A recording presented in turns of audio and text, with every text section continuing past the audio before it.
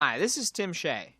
I've been working at FXCM and trading Forex for a few years, and I've seen a lot of traders, including myself, make good trades and bad trades. In the process, I've learned that when you start trading, you should follow 6 simple rules. First, focus on only 1 or 2 currency pairs. When you first start trading, it's tempting to see opportunities in every pair, even ones you're unfamiliar with. When I first started trading, I tried some of the more unusual currencies, like the New Zealand dollar, Australian dollar, and Canadian dollar. I didn't know anything about the currencies, so I found myself watching news events for a dozen countries, analyzing all manners of charts, and losing my shirt in new and exotic ways. I got into trades after they'd already passed, and got hit by news events I'd never even heard of. I managed my money very poorly. In short, my concentration, capital, and time were spread too thin. Now, I watch only a few pairs at a time, and they're usually overlapping pairs, such as the euro-yen, euro-dollar, and dollar-yen. I see trades developing much sooner, and I'm better prepared to take advantage of them, as well as manage them once I'm in the trade. As a beginner, then, you should stick to 1 or 2 currency pairs. Which ones? I would advise you to go with the currencies that other beginning traders have traded most successfully. I recently reviewed success rates for the 18 pairs we trade with significant volume, and these were the most and least successful for FXCM mini traders. Pick from column A, not from column B. Let's look at the worst ones first. The 7 deadly pairs all have one thing in common: high volatility. That means opportunities for big profits, but also large losses. One of the 7 deadlies, pound yen, is actually the 4th most popular currency among our mini traders. Its very volatility and its popularity as a carry trade make it very tempting, but it can be brutal.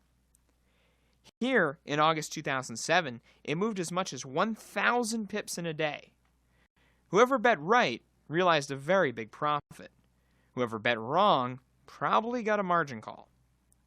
Approach the 7 deadly pairs with extreme caution, and only after you've learned with other slower moving pairs. Now for the friendly 5. Notice they're almost all euro pairs. They also have one thing in common, with the exception of pound Aussie: low volatility. But which ones do you start with? The pound Aussie has shown good results, but I still don't recommend you begin with it. It's not highly traded, not very well known, and it has rather wide spreads. Actually, it seems to be the preserve of our best and most experienced clients, which is probably the reason it shows good results. The remaining 4 pairs are much better known, and, excepting the euro-yen, tend to be nicely range-bound. Since these pairs have had strong support and resistance levels, they create a lot of high-probability, low-risk trades. And, since they are very liquid, they have tight bid-ask spreads, making them inexpensive to trade, with spreads often as low as 1 or 2 pips. Of course, you might have a good reason for trading a currency pair not in the friendly 5. For instance, when I started, I went with dollar-yen. Why? Simply because I'd lived in Japan for 2 years.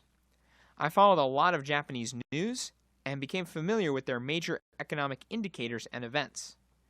So, I thought I had a good head start on understanding the yen pairs. As I began trading the yen, I got to know some of its price patterns. First of all was the patterns formed by the carry trade, the major factor in most yen movements. Speculators around the world have been carry trading for years, borrowing low interest rate yen to buy high interest rate US dollars or British pounds, and earning the interest differential. This trading moves the yen pairs in an almost predictable pattern. You can see it here. You can see the gradual buildup as speculators buy and increase long positions, earning large amounts of interest. Then, thud. The speculators get spooked all at once and cash out, and the price falls off a cliff. I got to be familiar with this pattern, as well as the events that can trigger the price drop. Here in February, China's stock market fell 9% in one day. In August came the big global credit crunch. Both events saw big drops in the yen pairs. That much I learned by simply watching the price charts and actually trading. But trading experience only takes you so far. To improve my trading, I had to know a lot more about yen behavior and the Japanese economy. The importance of sales reports for Japanese convenience stores, for instance. Or how during my evening hours, when it's daytime in Tokyo, an unusually large amount of volume comes from individual traders in Japan, and that they tend to be yen sellers. To really learn Forex, I started to seriously research the pairs I wanted to trade. It was time well spent, and it was free. There are several Forex information sites online, and while I might be prejudiced, I would recommend our own free FXCM research site, dailyfx.com. Not only because it's so comprehensive, but because it provides clear guidelines for trading. When you use DailyFX, you discover not only a trading chart of any currency, but when a particular economic event happens, how important it is, and its expected outcome.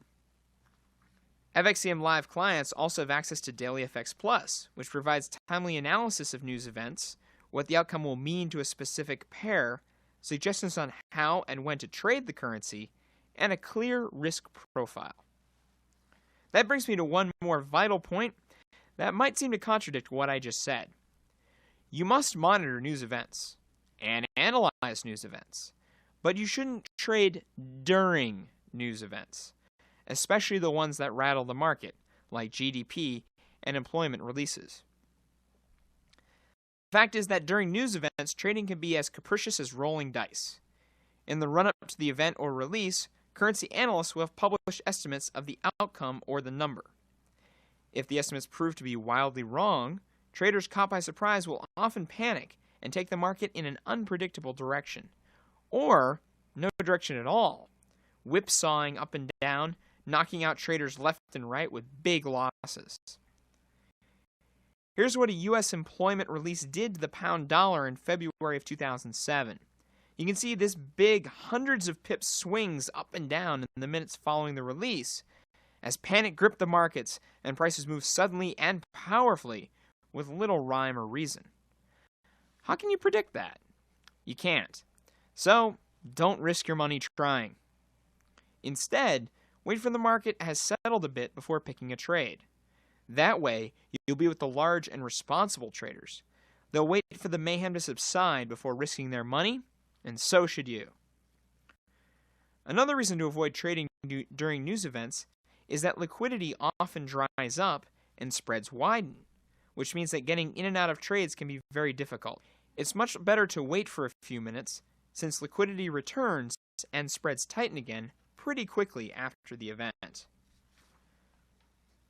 My final tip for today, realize that you will make bad trades, and plan accordingly.